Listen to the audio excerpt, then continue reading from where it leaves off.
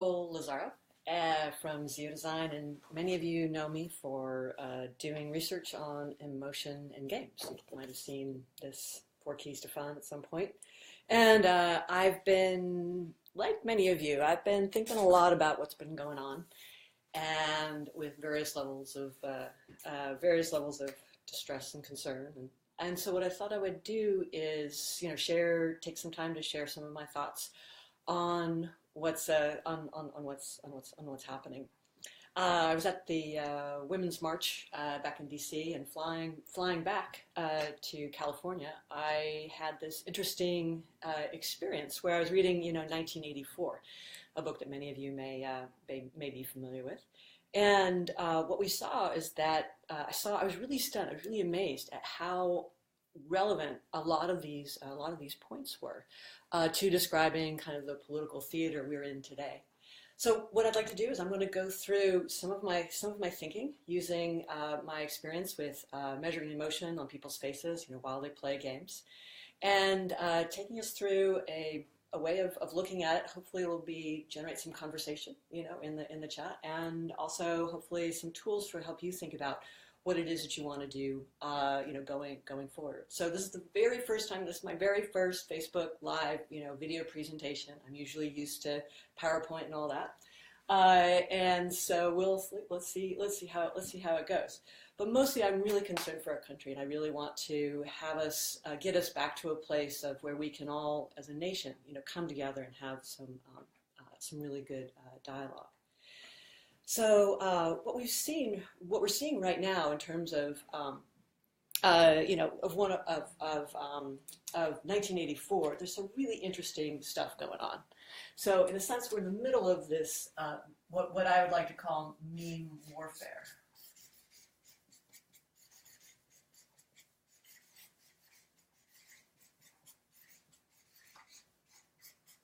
All right. And it relates a lot to what was going on in the dystopian novel of 1984. For example, we have this idea of the telescreens that are on 24/7, 24 hours a day, 7 days a week. In their case, you couldn't even turn them off. They were so ever present. We also had Room 101 in the novel.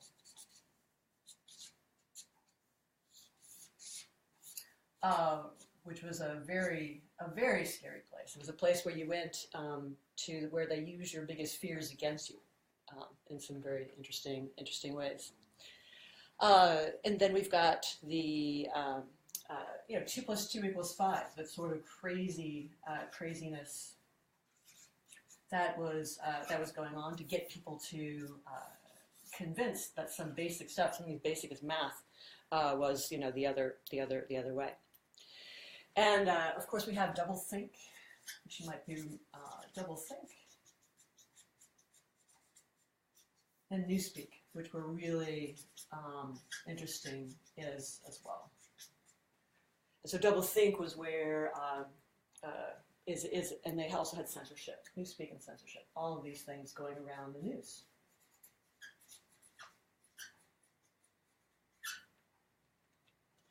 Now, what we're seeing now in the current time frame is we're seeing a lot of these techniques that we could think about as metaphors in 1984 being applied to the national political theater. And it's really there are 4 directions to this. The first direction is to divide us.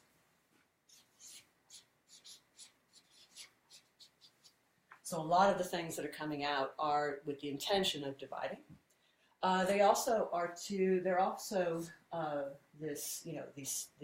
the memes, the fake news, all of that is also designed to discourage. So a lot of you may be feeling a lot of, on an emotional side, a lot of discouragement right now. And then it's also with an intent going down here with the idea to dismantle.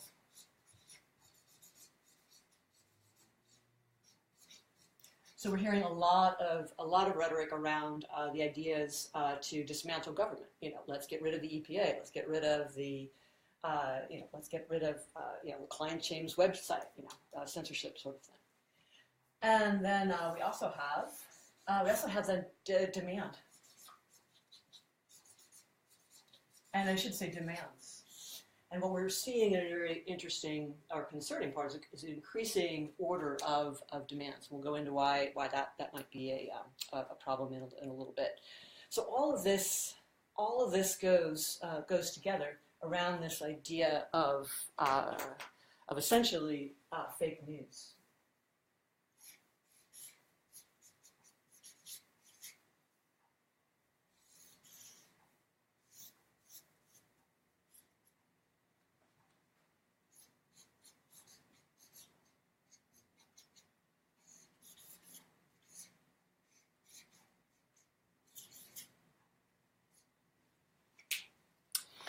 And there's some really interesting mechanics around this phenomena.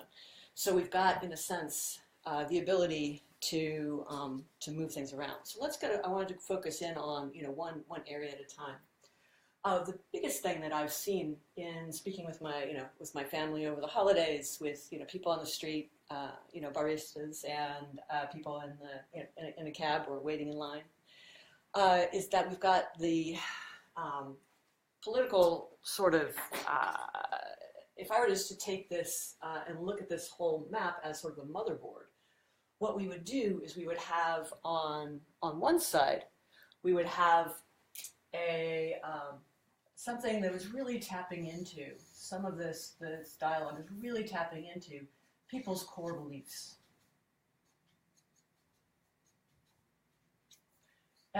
And their identity.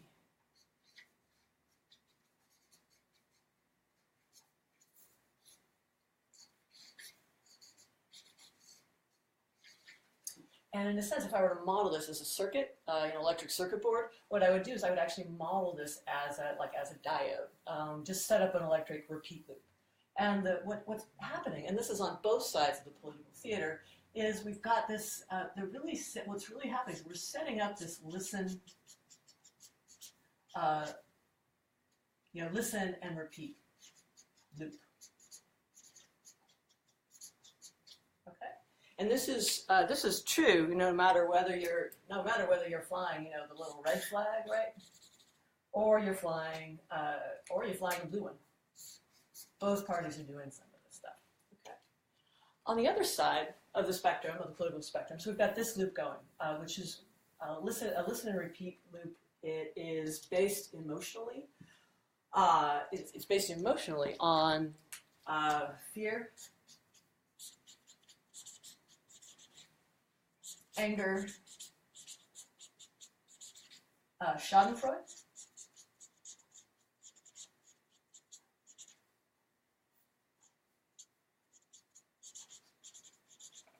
And so these very strong emotions sort of keep us in this loop. And what happens is once we're through the loop, we then actually experience a serotonin rush, and we feel inclusive. We feel an increase in status. So it's a very powerful motivator to keep people in this loop. And we found this also true in interactions with Gamergate during that time. Is that a lot of the trolling behavior really helped, created a really strong feeling of status, social status, by the person who was trolling. So who was doing the act of trolling, got into this loop of, being able to do that. So on the other side, what we've got is something a little bit different going on. So that's how I model. That's when I was modeling the conversation and doing really deep listening sessions with people on both sides of the map. I saw some very, people would just get stuck in this rut, whether it was an online communication or even in person. On the other side, what we have is more of what I'd like to call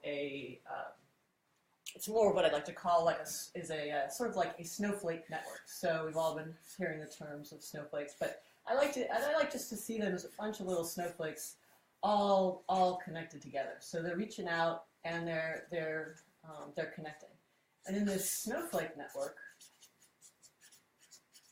the behavior is very different. The dialogue is very different. So I'm dividing the dialogue into two groups. In the snowflake network, there's a lot more about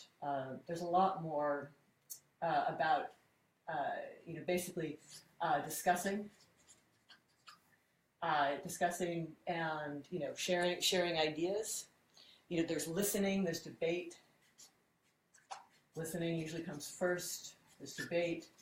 There is rather than just a repeat sort of loop, there's another way of having these political discussions where we have debate. There's a concern reaching out towards those less fortunate, a lot of compassion, and a lot of empathy.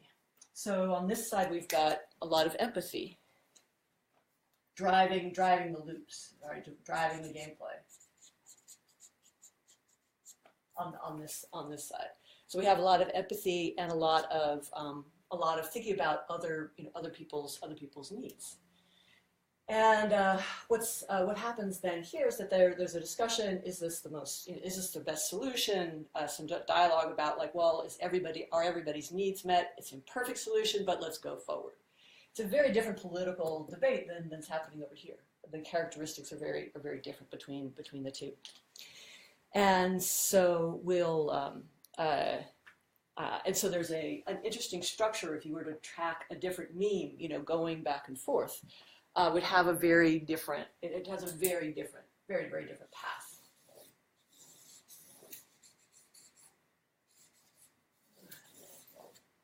And so I thought that noticing this, I wondered if we could do a deeper analysis on how these two types of political thinking were affected by fake news, and why was fake news such a hot topic, and what was its role in these two different styles of communication, these two different communication network abilities.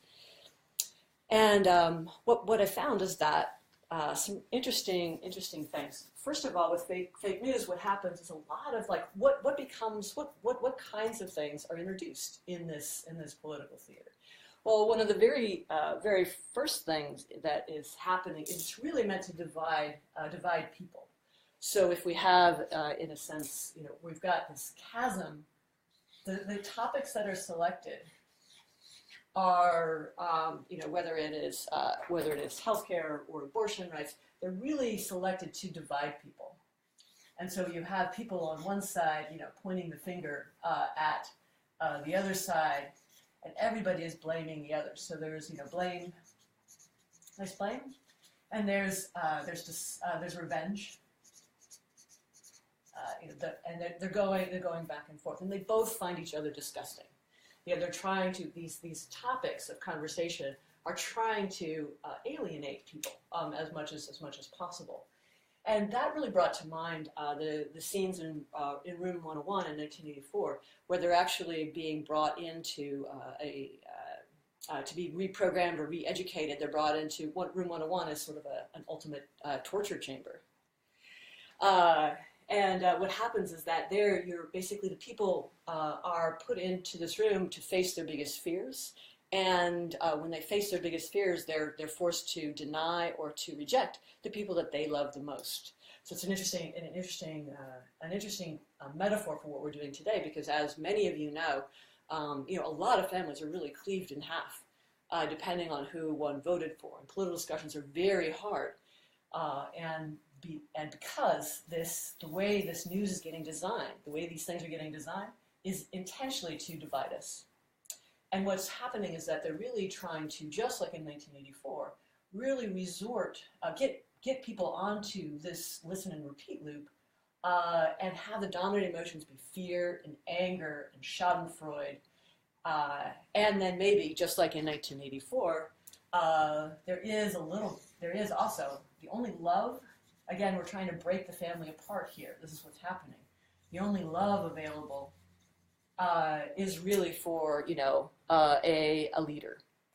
A leader. So whoever is behind the podium, that's who's getting the love in the situation.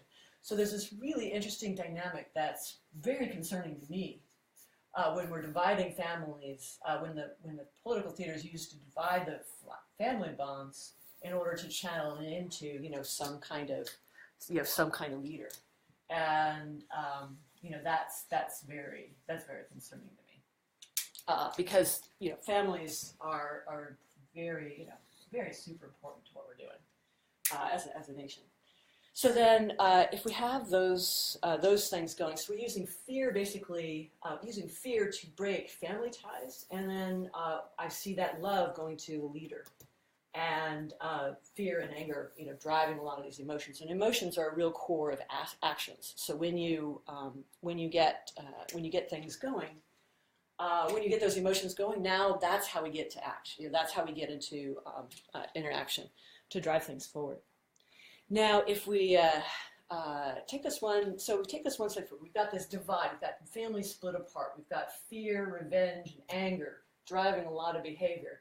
And then we have Twitter and Facebook and social media playing an important part of this, very, very short news-speaky kind of dialogue. In Newspeak in 1984, for those who haven't read, I read it years ago. It was really amazing to reread again on the plane.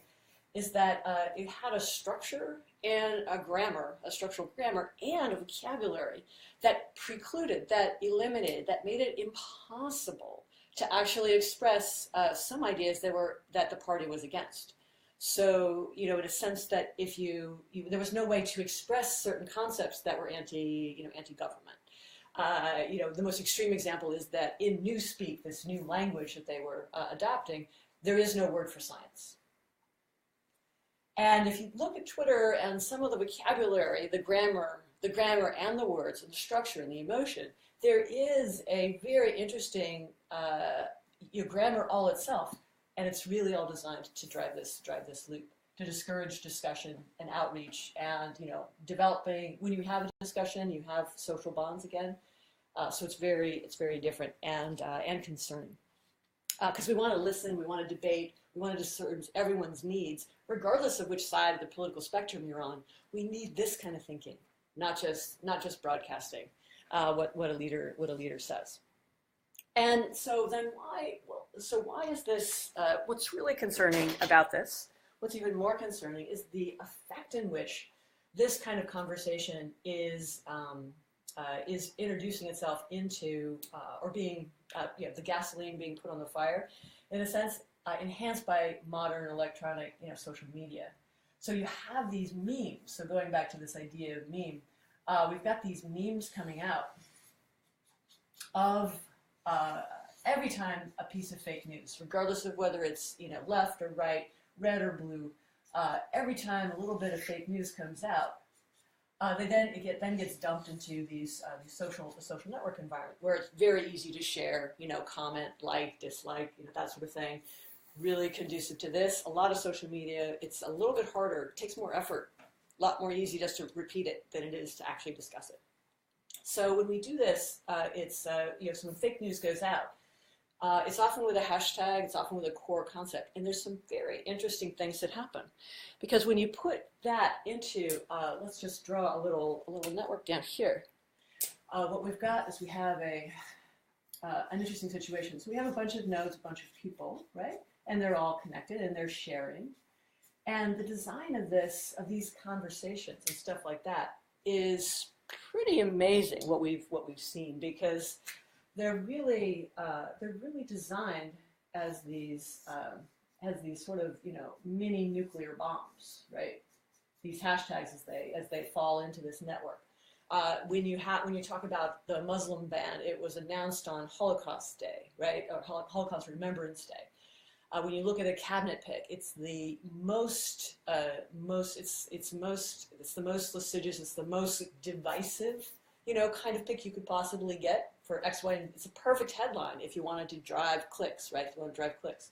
So they're basically these mini, little mini carpet. It's basically carpet bombing the social network and people's mental networks as well. And there's two big things that are concerning, or probably three. Is that one is that when these things come in, they will actually, they'll get shared on the network, as we share. The more outrageous the bomb is, the idea of the meme is, the more it gets shared, right? And then what happens, though, is that as it gets shared, way out on the network, you then start to get some recruits. Some people who actually, although 90% of your friends might say, "Oh my gosh, that's terrible," which we get, but the other 10% are going, "Well, wait, I hadn't really thought of that." So what now happens is that we get these, some people, going from the network and then they get themselves into this state, right? So a lot of what we see is that the design of these memes of fake news is really intended as a recruiting mechanism. So we're doing a lot of, and we're recruiting, and these memes are recruiting for profit, obviously, because it's driving clicks. And there's an agenda on, probably on both sides here. But it's definitely, if there's got to be enough splash damage. There has to be enough mental concern, enough emotional energy, if you will, to pull people out of this feelings of empathy and concern to the feeling of fear and anger. And now I'm just going to sit here in the loop and repeat it. So we get some of the folks to go this way, and then the other folks, these memes are designed to then take the rest of the network that way, which is to be discouraged, despondent. A lot of you are, kind of might be having trouble depending on the hour of the day. It's like, oh, this is really discouraging. And so that's what fake news is about. That's what they're trying to do. And so what happens then? So then what is next? Is there actually one more thing that's even more heart-wrenching for me, is that if we're sharing a meme, like if I were to say, Bowling Green, what's the first thought that might come to mind? Well, you might have the mind, you might in your mind say, massacre, right? And so those two words together, maybe with a hashtag, are really easy for bots, for AI, for the natural sorting algorithms, and maybe not so natural dark ads to come up with or to identify.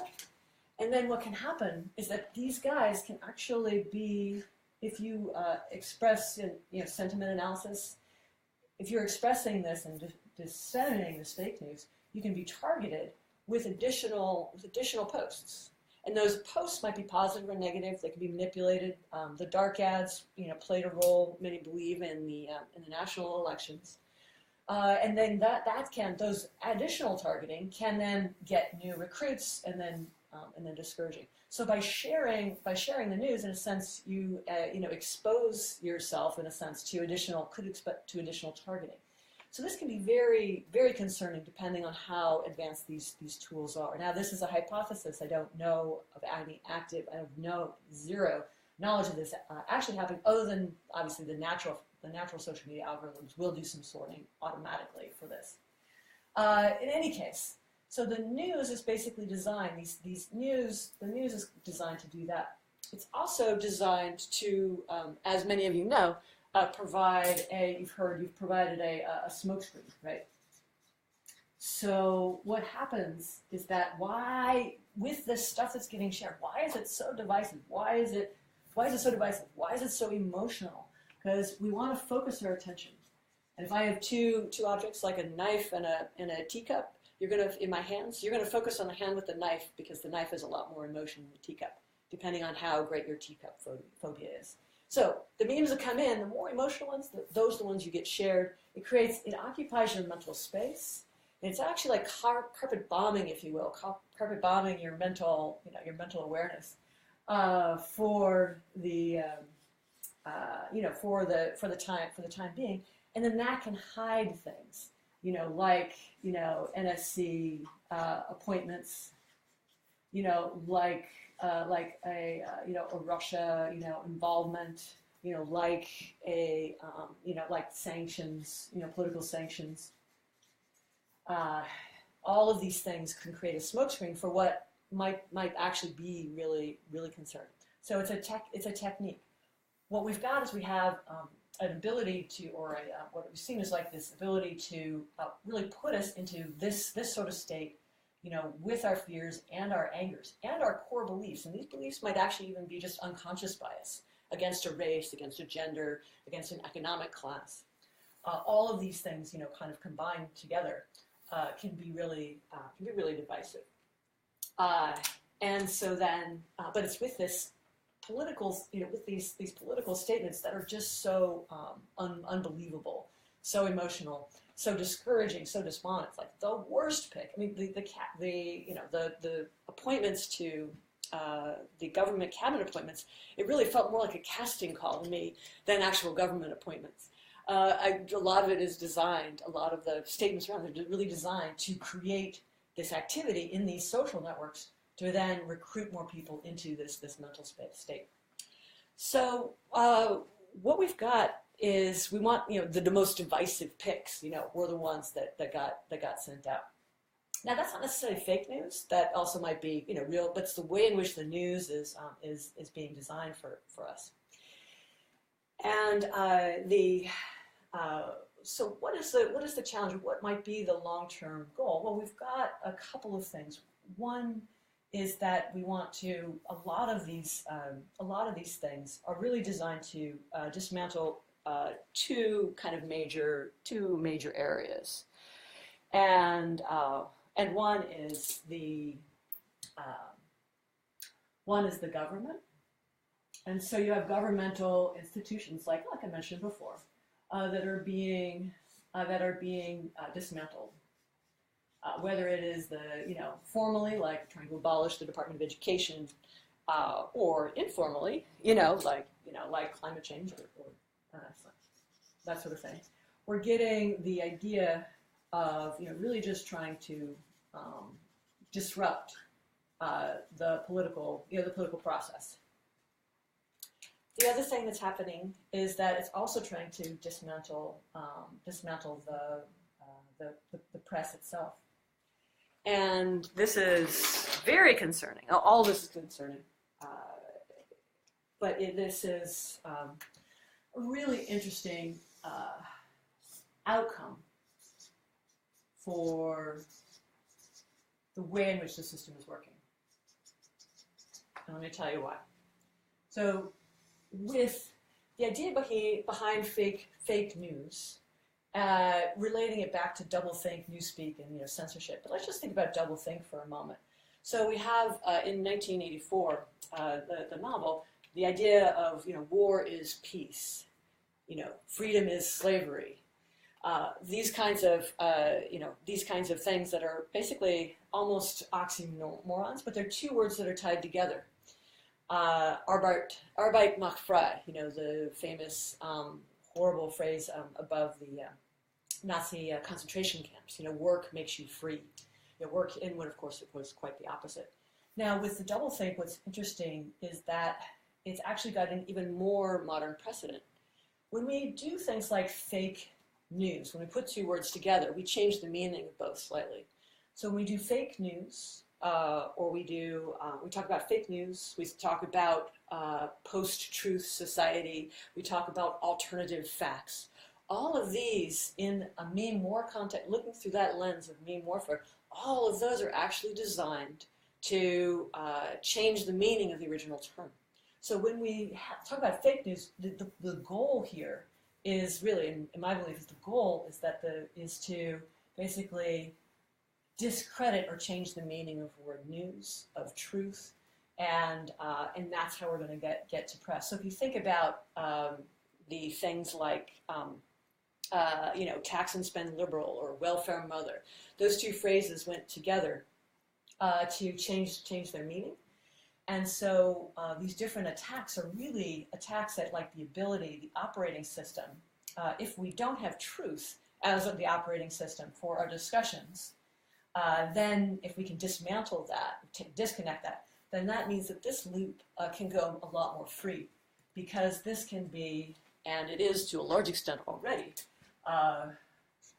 this can be false, a falsehood, rather than something that is true. So you basically can short circuit somebody at the OS level, at their operating system level, inside their brain, if you will, by enough attacks on certain concepts. You can change the meaning, and the way the press works and what they're doing can be very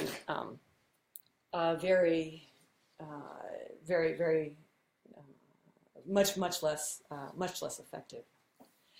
So the last thing I want to do, so if we can dismantle, if the idea of this goal, we want to divide people, discourage them, we want to dismantle these institutions of government and the press, well then what are the demands? And so we get here into a very interesting situation where we have a little bit of scaffolding or escalation happening. Back at when I was a student at Stanford in psychology, I worked with Dr. Zimbardo, who did the infamous Stanford prison experiment. And what happened with that and Milgram's experiment is that you basically, through a series of small actions, little small things, little small demands, you can make a person do greater and greater things, against themselves, and against themselves, and then also maybe against society. And so, and that is exactly how, whether it was Stanford students, in the 1970s, or the guards in Nazi concentration camps, somebody, you can go from just a normal human being all the way up to someone who can, who will operate a gas chamber. So at the very top here of this pyramid, we might have a gas chamber. Or you have we have like Muslim camps. I think that would be an absolute horrible thing to do. But through a series of steps, if there's enough juice in this system, we could actually, get human beings to do that. We've done it in the past, right? And so we as a planet have done it in the past. We as a planet must not let it happen again. But what we're seeing a ramp up, which is why I wanted to make this video and share this time with you, and why I've been working on this almost full time for the past few months, is that we have a series of falsehoods that are gradually getting to be greater and greater and greater. And so what you have is so if you think about what, it doesn't make sense, which is why when I saw it a couple months ago, I was like, wow, this does not make sense. Why are we doing this? And then the past 3 weeks, why are we getting this kind of communication, going around? It doesn't make sense. It's not normal. What's going on?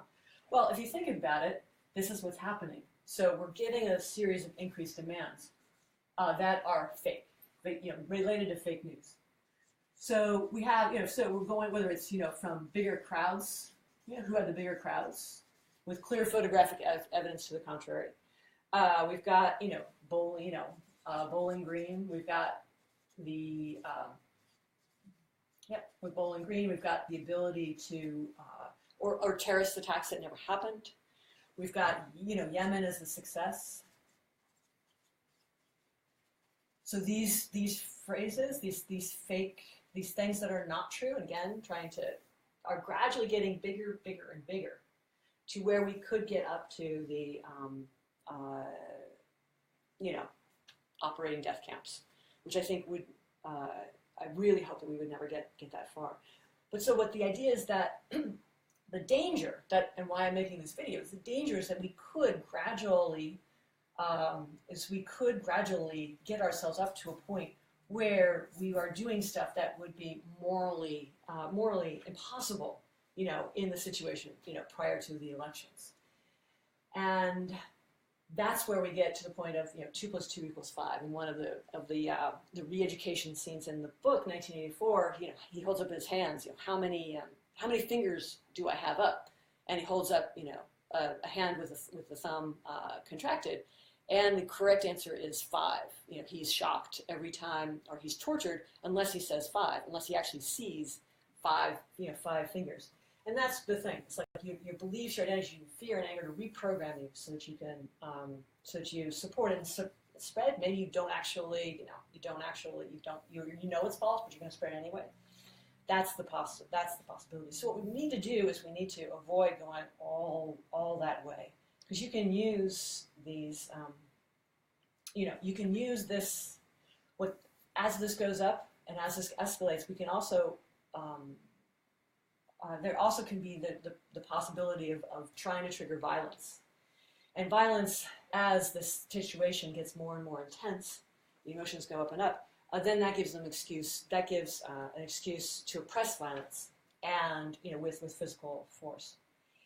And these falsehoods and spreading these falsehoods they almost kind of boil down to being actually a loyalty test, which is going to be a thing. So when you think about the various politicians or the various constituents that are supporting something that maybe they don't internally believe, but they're trying to support the party line, they're actually moving this the whole party up in this escalating fashion. It's not something that we really as a nation need. What we really need is to get back to our little snowflake networks, or whatever you want to call them. We need to be able to turn off those telescreens, because these telescreens, if you talk about this retargeting, so you can retarget, you can target, you can use AI to, in a sense, disseminate more deeply these networks, more fear and anger to get you into this kind of loop. Well, although we think we can turn the telescreens off, which we mostly can, they're dynamic in that fashion. So they're actually much more dangerous, I would say, than they were in 1984. There was that every morning there's a 2-minute hate, and that was to keep the characters in the 1984 novel in this, listen and repeat loop. They would get, and you couldn't, in the novel, they couldn't help but getting riled up and stomping their feet, even if they believed very differently, even if their cognitive layer, their forebrain says, something else, they were just so compelled to do that. And I think that's one thing we'll need to look at as well. So I wanted to, bring this to a close with some thoughts about what about next steps. And if anyone has any questions, you can feel free to leave them in the comments, and I'll, I'll come back to this video a little bit later, and answer them more if you're watching after the original broadcast. But so what can we do to about this situation? And we've got fake news that is very tempting and very emotional. It's dividing us.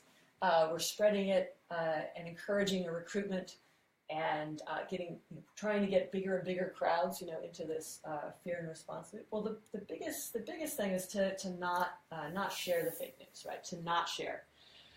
To not disseminate, to use other language, so to use multiple ways of talking about these issues. So if you just spread the tag, then it's easy to target, and it's easier. A countermeasure is much more easy to disseminate. If you use multiple ways of expressing that concern, then that's a lot harder for an AI, a non-person, to do this, right? To do this out. And so I think that's the first thing. The second thing you want to look at is just stay out of room 101. If you find yourself in room 101, which is you'll know because your temperature will be up and you're just arguing back and forth, and you're both repeating your party's rhetoric or your whatever's rhetoric, just on your belief, and it's reinforcing your identity. You're feeling status because you're not listening. Right, at that point, you're not listening. Nothing's going forward. So we want to bring that temperature down. We want to stay out of fear-based and anger-based, arguments. We want to instead use some of the best tools in the human condition we've got are these, which is we want to use our ears. So I go on listening tours, which is basically I'm not even going to talk, but I'm going to listen to you, and I'm going to listen to you, and I'm going to listen to you, to where are you coming from, to really understand you, and then I reflect back what you've said to me, and I reflect back the emotion, the feelings. Stephen Covey's 7 habits, he's got one habit that's seek to understand before you seek to be understood. So it's an in breath first before you go out. And I'll even tell, a lot of these folks are family members or work colleagues or whatever. It's like, I know where they are. I'm going to see them again. And tomorrow I can come back and tell them what I think. But I'm going to let them talk to me.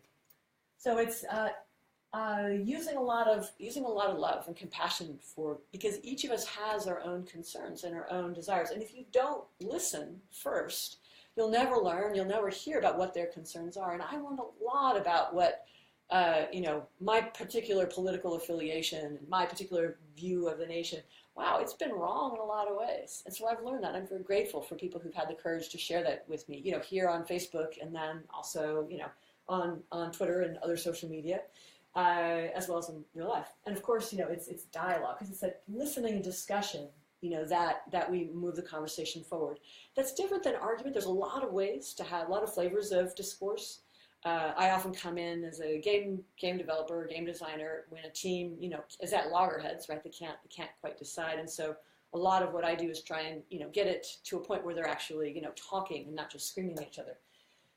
We think about debate as being, someone's going to win the argument. But in fact, there's lots of different ways we can have discourse. And the discourse here we need more of is the sharing of ideas and building on them. We usually call it, here at Zeo Design, we usually call it +1. I want to plus this out, plus that out. Just to add new ideas, new content, new things, to new ways of coming together. Because that's when you get, new ideas. That's when you're going to get some really cool, new stuff. That's going to come out of these. And that's that new stuff. That's what we need to go forward. We don't need to just scream at each other for the next 20 years. We want over the next 20 years to build the best education, to have the best environmental policy, to have jobs, a really functional middle class, to have to address a lot of things. So then going down into this quadrant here, well, what can we do is, well, we can change these bombs, if you will, really look at the emotion profile. Like, what is the emotional intent of this particular, the way that they phrased it? We have yellow journalism, propaganda, other terms to, describe a lot of the news, please. And, just like, okay, let's just make it a simple, little simple email, a little simple, like, let's just take all the emotion out of it so we can actually not trigger everyone. And then that actually will feed these ideas, into our networks, into our discussions, so that we can actually then solve real problems.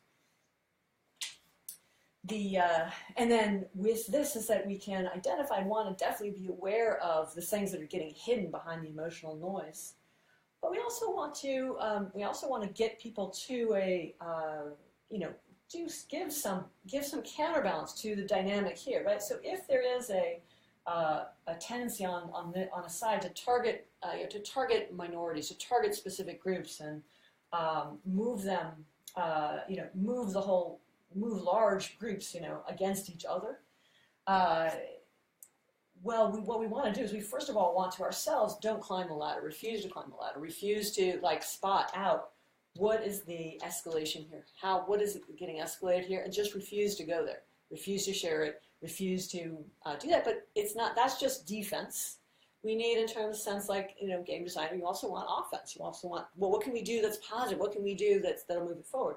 Well, create your own escalation ladder over here, and stuff like on that side, it would be create some things that would be more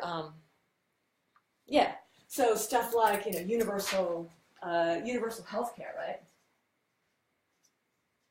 So universal healthcare, good jobs, that with increasing incomes, free education, a good environmental policy, all of these things, all of your wish list here. Well, let's use some of this to energy to move us up towards our goals, instead of just fake news that divides us and tears us apart.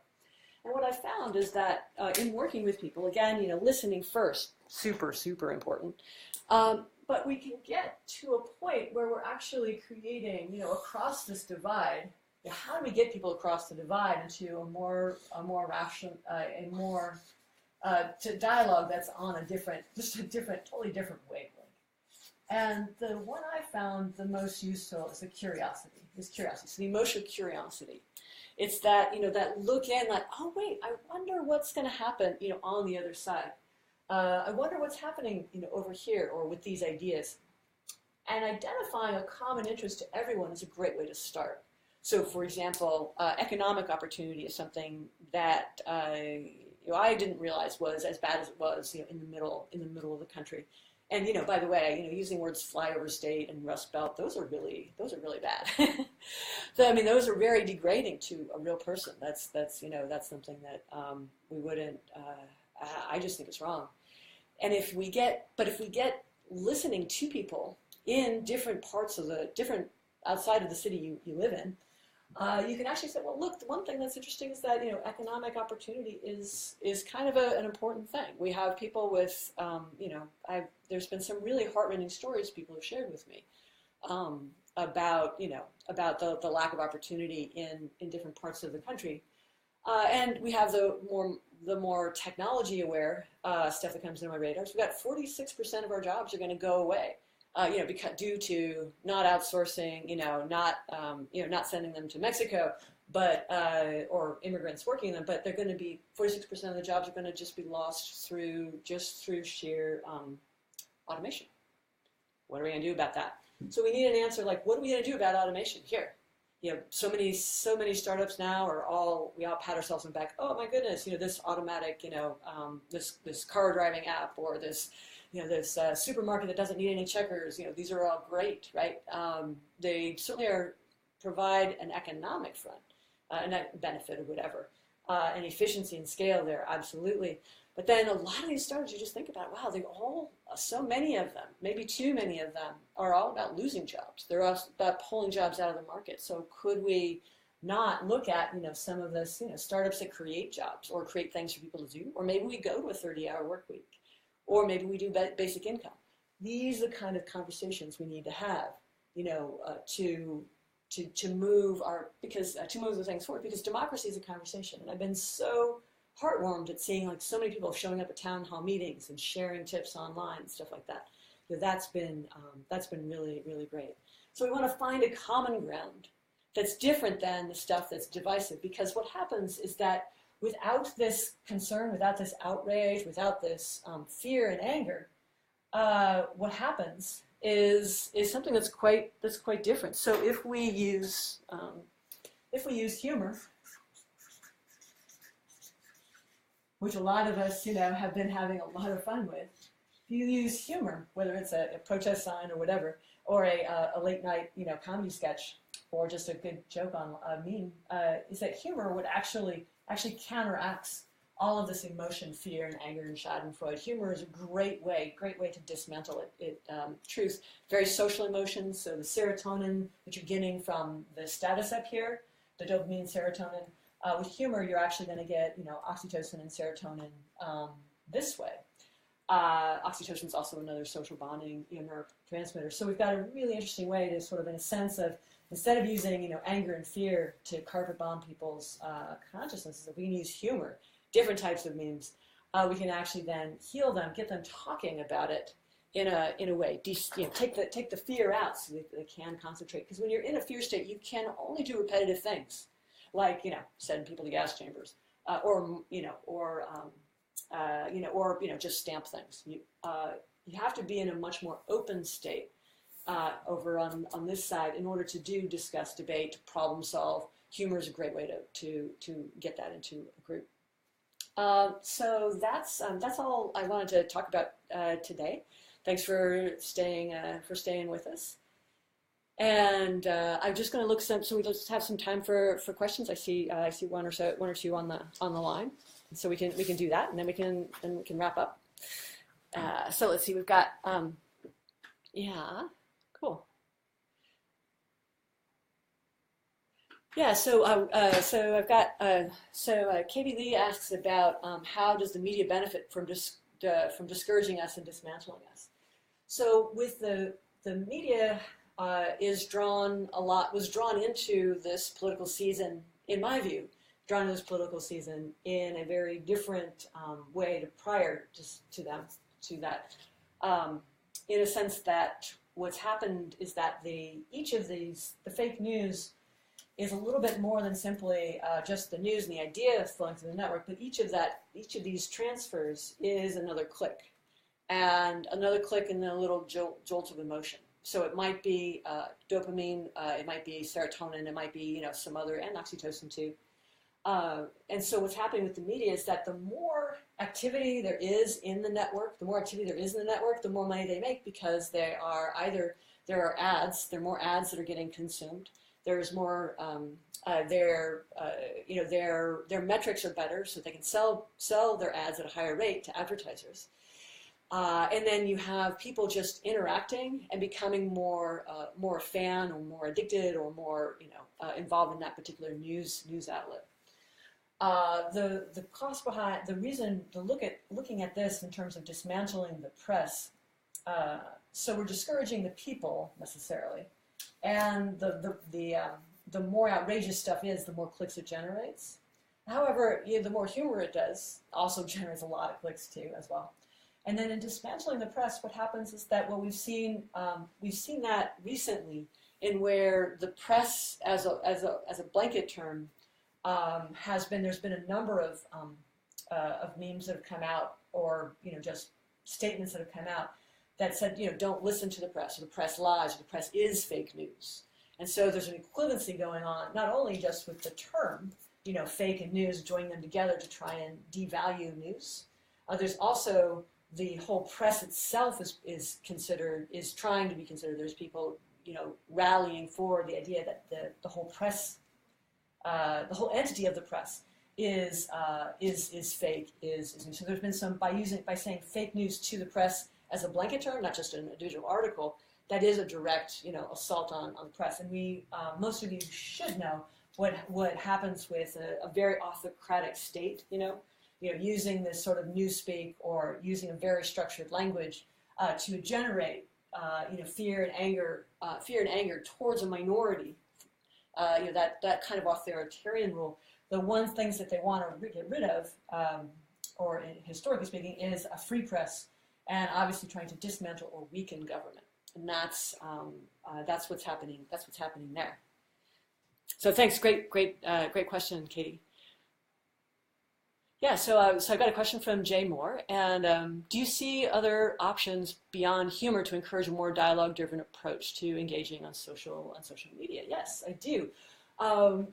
One thing that I do highly recommend is rescuing. We need a big resuscitation on this word here, on news. I highly recommend putting positive terms associated with the word news. So in a sense, like taking, in a sense that's a fact. What is it about this? So the unquestionable, truth of the matter is, so you've got a word that has a meaning, that's a positive meaning, associated with the word news or fact or truth. You're putting those two words, a lot of those, like a train or a little caboose or whatever, doing a lot of words that reinforce the word, the meaning of the word news, is super important now. Otherwise, we're going to get into a spot where we have, welfare moms, or, Bowling Green Massacre, where there never was one. We can get that. The other emotions that are really important are curiosity, which I wrote up here. It's probably not.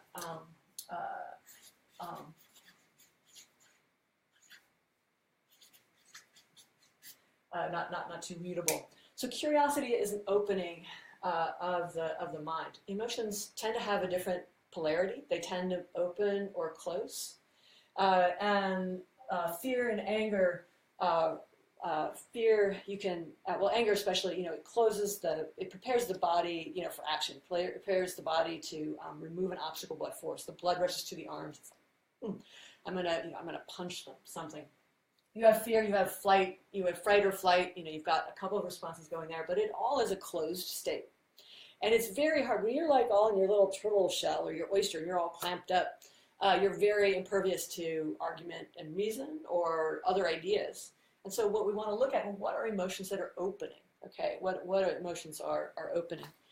And we've got, so curiosity is a super effective. It's like a wonder drug here, because it is it's an open emotion about an idea. So it's one of the rare emotions that crosses the idea and feeling realm. So if you find something out, you're no longer curious about it. So it's very cognitive. Very cognitive context for curiosity.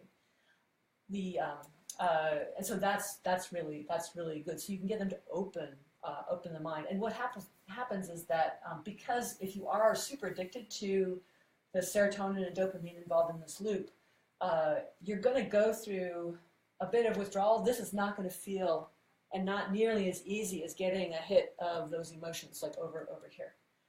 So we've got that with humor, and then we also have this one here. So love is love and compassion, empathy. Those are really important. And so showing them by sharing time, by understanding, by really listening, having someone feel heard, in a conversation can be really, really, really, really helpful. Some more negative emotions. It's also a palette. We have all many sides. You have Schadenfreude over here, which is the feeling of the positive feeling of when somebody else experiences misfortune, like oh, I'm so I won, you didn't, type of thing. There's that drives a lot of this. That's what trolling is. It's like it's kind of putting someone else down so that you feel like you're above them, and that's a serotonin rush. It's like I'm at a higher status than you. What can happen here is that the humor can get so intense that it becomes. I don't argue for ridicule. That's pretty extreme. But to, in a sense, just go, what? Of course, like that's ridiculous. Just like try and deflect it. It's like telling it's that the feeling of like, oh, forget it. It's not important. I think that is also can be very effective in dismantling some of these thought bombs. How they're bounced back. If you think of for those who are familiar with my research, hard fun, is sort of it's challenge and mastery. It's got a lot of negative emotions. It's got frustration, and relief, and the feeling of fiero, of victory. With easy fun, curiosity, wonder, and surprise, from exploration, role play, fantasy, creativity. All of these are really great opening emotions. So from the game designers in the audience, if you want to game design your tweets or your posts, so that anything in the easy fun area is going to encourage a lot more conversation, a lot more thought.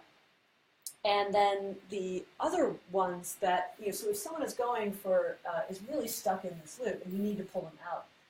The low status that many feel, and that is really true for folks that are struggling with jobs or want to maintain, either they want to climb the ladder or maybe they're high on the ladder and then they want to maintain that position. They don't want to have like another group like minorities or women getting that same parity. So the status is a social emotion. It's connected to social emotions. So the other thing that you can do, in addition to curiosity and humor, is you can also do, and obviously in people fun, we've got these different mechanics. So communication, right, which is what we're doing. So we're talking, and then we're communicating. We can cooperate. So in a sense that if there is a cooperative tone to the discussion that's happening, so a call and response that you're doing it together, and it's not just me blasting out, leader-like from the podium, like this is true, this is true, this is true. If the emotional tone is more open, like what do you think, there can be more of a dialogue. That can also help. The emotions that are really driving, there's, as I've said many times, there's more emotion in people fun than the other three combined. And the desire for friendship and for love, and which I talk about, Amiro and Amici, and amusement. So we've got music for humor here. All of those are really compelling. And as social beings, we don't get nearly enough of, because technology tends to isolate us. So that's what I would say. That's what I would say there. Using some of these other emotions like friendship and meaning. If you have the opportunity to just play games with someone, so just play a board game with somebody or a game of cards, and you all have a good time. No politics at all. You'll find that bonding can be super helpful for communication and for resolving stuff at a later time. And it's that I think that probably the most effective thing that we can all do is really reach out through our personal networks and see what's having conversations with the people that we love, because it's those people are the ones that are going to be the most, those people are the ones that are going to be most open to the ideas and thoughts from each other. So that's what I'd say there. Yeah, cool. So if there's anything else, say hi. Feel free to like or to share this. And I'll have I've seen there's a comment about getting this up on YouTube, so you're definitely welcome to share this thing as widely as you want. I think I've got it public, so hopefully that'll do there. So if you've got any questions, feel free to that or ping me, and like and share, and peace. Okay, I love you all. All right, take care. We'll do this.